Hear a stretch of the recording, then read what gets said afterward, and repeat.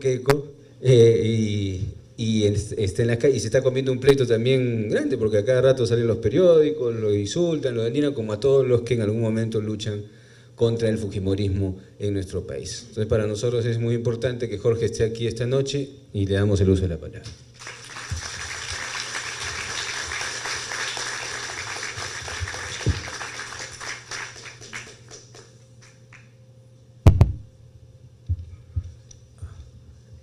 Buenas noches a la mesa, a los familiares de Raúl, gracias por la invitación y al auditorio en general por su presencia. Yo no quería perderme esta oportunidad de poder compartir una obra importante de uno de los personajes probablemente en la izquierda de estas...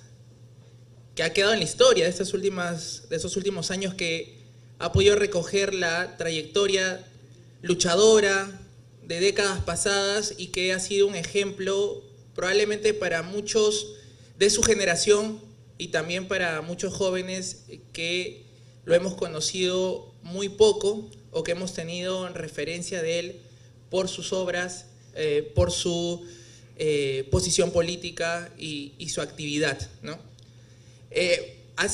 Yo he preparado algo muy fugaz, porque también la invitación ha sido rapidísima. El lunes me dijeron, ¿quieres venir? Bueno, yo he estado a 1000 en la campaña y dije, me tendré que comer el libro como en algún examen de la universidad, en el tiempo que pueda. Y sí quise estar presente aquí para poder compartir algunas opiniones y contextualizarlas también con un momento muy difícil y complejo como el que vivimos y en el cual han mencionado tanto el profe Dahmer como los demás panelistas, ¿no? Yo quería comenzar diciendo que creo que una de las tesis importantes del texto y que permite comprender mejor la coyuntura actual y la relación del Estado con la sociedad y sus individuos y los partidos políticos, el sistema político que tenemos ahora, los tipos de políticos que tenemos, lo desarrolla muy bien Raúl, ¿no? Con este Estado mafioso y cómo se reconfigura la relación del Estado con la sociedad, los partidos políticos en la década del 90 y que hasta ahorita es una consecuencia el sistema que tenemos el día de hoy. Y eso es muy importante para saber que no es un problema de ahora, sino es un problema estructural que también requerirá un cambio de ese tipo, ¿no? Que probablemente esto no se solucione en una elección, sino en un cambio de mayor profundidad, de mayor trascendencia. Y yo creo que en esta coyuntura que vivimos, hay datos que menciona Raúl, que lo ha dicho Julio en estos momentos, sobre la presencia de la narcopolítica o el narcoestado, que otros autores siguen desarrollando probablemente con algunos datos más precisos sobre la penetración del narcotráfico en la política del Perú, ¿no? Yo hace 2 días tuve una conversación con Jaime Antezana, y mencionaba algunos datos que en realidad son datos para temer y para comprender en la magnitud contra quién nos enfrentamos y ante qué tipo de Estado estamos caminando, a qué tipo de sociedad, ¿no? Bueno, mencionaba que el tema del narcotráfico es una presencia probablemente un poco más antigua que de los 80, ¿no? El famoso Lambert, con la presencia en el gobierno de Morales Bermúdez, el hijo de Morales Bermúdez, que fue parte, ¿no?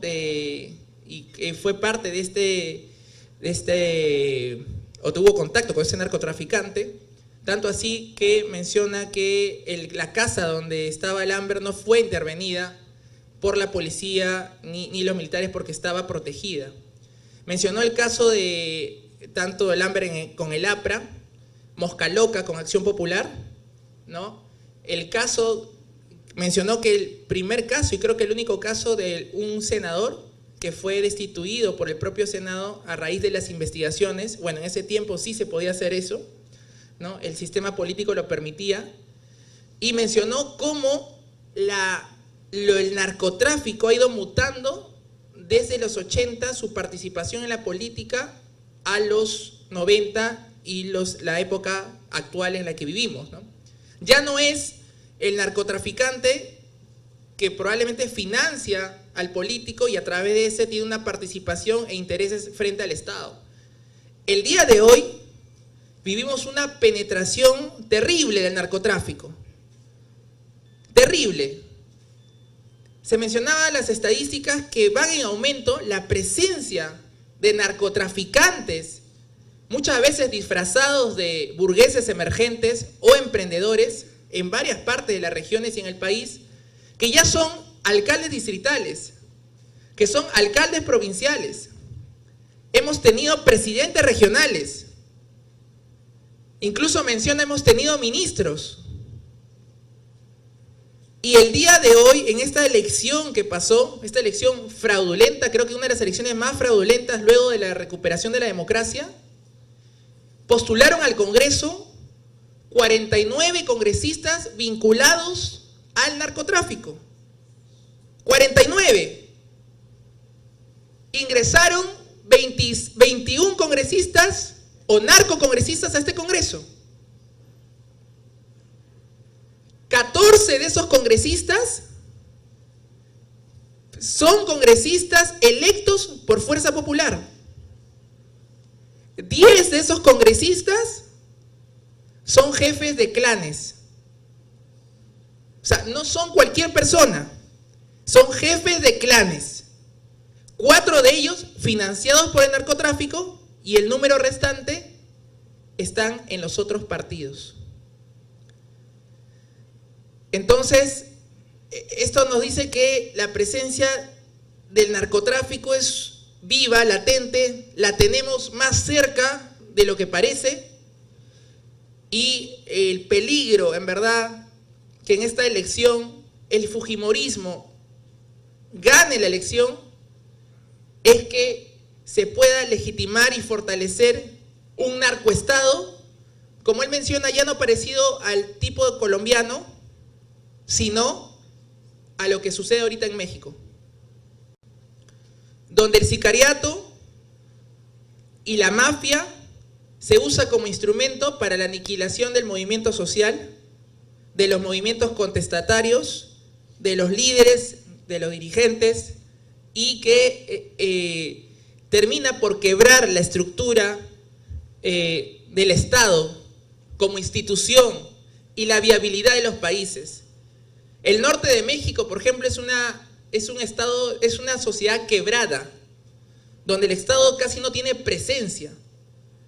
Y realmente lo que puede empezar a pasar en el país, y hay una alerta que menciona aquí Raúl, y creo que es parte del contexto, es la inviabilidad del país como Estado, como proyecto de Estado moderno. Y hemos visto las noticias que ya nos parece, hemos naturalizado incluso que maten regidores, que mueran alcaldes, que se extorsione. Y yo creo que ese es un peligro grave, latente y grave. Y no puede haber dudas aquí. No puede haber dudas ante lo que nos enfrentamos en este contexto político. Estamos en un escenario de derrota. El neoliberalismo tiene dos candidaturas. Pero frente a esas dos candidaturas que pueden tener el mismo programa político y con las cuales seguramente lucharemos, sí existen matices y diferencias con lo que puede ser un gobierno fujimorista con la característica que estamos mencionando. Yo estoy seguro. Yo escuché varias veces a Raúl Wiener, en algunas tuve diferencias, en otras estuve con muchas coincidencias, pero yo creo que Raúl Wiener en estos momentos llamaría a cerrar filas contra el fujimorismo. No tengo ninguna duda. Llamaría a la formación de este gran frente democrático para impedir que la mafia, como se está constituyendo, y el fujimorismo es la expresión de eso, pueda tener el control total del aparato del Estado y que de esa forma pueda tener un fortalecimiento como estructura partidaria, ideológica en los próximos años. Y yo creo que eso es una amenaza latente que tenemos que ver cómo solucionamos. Algo que menciona en el texto y que han mencionado los compañeros que han tomado la palabra es la imposibilidad de, luego de la recuperación de la democracia, de las reformas estructurales, reformas que necesitó el país para cambiar la estructura de la dictadura, que quebró el sistema de partidos, que quebró la institucionalidad del mismo Estado y que ha constituido una relación mafiosa entre los partidos, el Estado y la sociedad. Y esto traigo a reflexión, ¿por qué? También porque es muy del contexto y que a veces no se explica y a veces no se entiende. ¿Por qué hay tanta gente que apoya al fujimorismo? ¿Por qué todavía tiene bolsones de gente que los apoyan? Y la respuesta probablemente más sencilla, más inmediata, es que, bueno, no se hacen trabajo de base, hemos abandonado los barrios, ¿no? Una serie de cosas. Pero hay una explicación sociológica de por qué todavía hay un apoyo del fujimorismo fuertísimo. Si nosotros vamos a los sectores populares más golpeados, más deprimidos, con el discurso de recuperar, hay que defender la democracia, te dicen, mira chochera, ¿sabes qué? Yo no como democracia. Después de la recuperación de la democracia, mi vida no ha mejorado. Sigo siendo pobre. La salud me sigue costando. La educación sigue siendo un privilegio. Yo no sé a quién le ha servido la democracia. Entonces, existe un sector social que ha sido golpeado por el modelo que legitimó Fujimori con la Constitución y que ahora el fujimorismo usa como una política cínica para poder golpear la recuperación y los gobiernos democráticos que han sucedido a la dictadura, que no han podido hacer las reformas y cambios que se necesitaban. Y un ejemplo claro es este último gobierno. Y el gobierno de Toledo, que tuvo la posibilidad, pero que creo que no tuvo, por no decir otra palabra, las ganas de hacerlo. Y este gobierno que pasa, tampoco, a pesar que planteó una gran transformación y una serie de cosas, tampoco. Y esa experiencia termina por golpear a todo el movimiento de la izquierda, el movimiento democrático, porque agota un discurso. Si es que no hay una explicación más de fondo, estructural, sociológica, de por qué hay un apoyo y por qué todavía un apoyo fuertísimo al fujimorismo con una base social popular muy deprimida y marginal. Yo quería terminar mencionando que es importante poder reconocer y estudiar el pasado, que incluso algunos de nosotros, muy niños, no hemos podido probablemente vivirlo de manera tan consciente, pero es importante reconocer esas experiencias para poder analizar y tener una participación mucho más clara de acuerdo al presente y entender que estos procesos no son coyunturales, sino hay una conexión, un hilo conductor que responde a la política que tenemos el día de hoy, al tipo de Estado y también que nos permita pensar en proyectos que cambien esa realidad. Yo creo que hay que también saber aprender de esos errores que se han venido cometiendo para poder pensar en un proyecto mayor. No podemos en esta elección, y cierro con esto, estar de costado o mirar de espaldas. Incluso yo me atrevería a decir algo más que dijo Alexandro. No se necesita solamente votar, se necesita salir a pelear. porque eso es lo que se necesita en estos momentos. La pasividad con la que nos encontramos, compañeros, a veces desespera. Ante el peligro del barranco que nos encontramos, la pasividad y el peligro al cual nos estamos enfrentando muchos y estamos dando la cara, creo que amerita la unidad en estos momentos. Hace 2 días, por primera vez, nunca nos había pasado, en lo personal nunca me había pasado, se acercaron 3 personas a poder registrar todos nuestros movimientos, tomándonos fotos desde el lugar que salíamos a cenar después de una larga reunión hasta cuando tomábamos el carro, pero lo hacían para que nosotros lo viéramos, que estaban ahí presentes, como diciendo, estamos aquí, no nos hemos ido, seguimos teniendo el control del aparato del Estado, seguimos teniendo el control político y por si acaso no se pongan muy sabrosos que ya saben lo que les puede pasar. Entonces, compañeros, yo cierro diciendo, no esperemos que pasen las noticias que escuchamos en México, no esperemos que el fujimorismo pueda fortalecerse como proyecto político que legitime un modelo que sigue matando, excluyendo y deprimiendo, y estemos hablando de esta realidad en los próximos probablemente 10 años.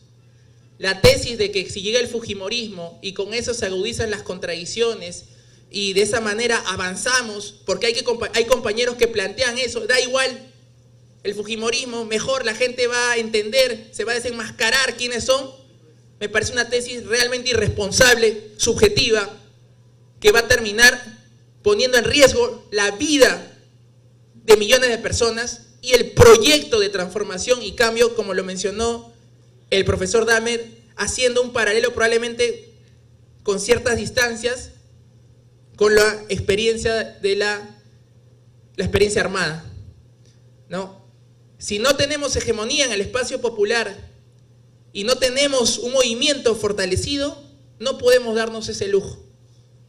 Así que yo no quería perderme esta oportunidad porque creo, recordando la obra de Raúl Wiener, que no era un escritor de escritorio, sino era una persona que escribía a partir de las experiencias vivas en las cuales él está involucrado como político, como militante de izquierda, como intelectual, y creo que finalmente ese es el plus que se le da a su producción, porque plantea, escribe, analiza, reflexiona de acuerdo a la participación activa que ha tenido, y eso es lo que falta muchísimo ahora en la izquierda y en el movimiento progresista. Esos intelectuales que vuelvan a militar, a involucrarse en la actividad política, porque no solamente basta tenerlos como figuras probablemente en algunos centros, sino necesitamos esos militantes que contribuyan al proyecto de cambio, y es mucho mejor si es que lo conocen desde adentro. Muchas gracias.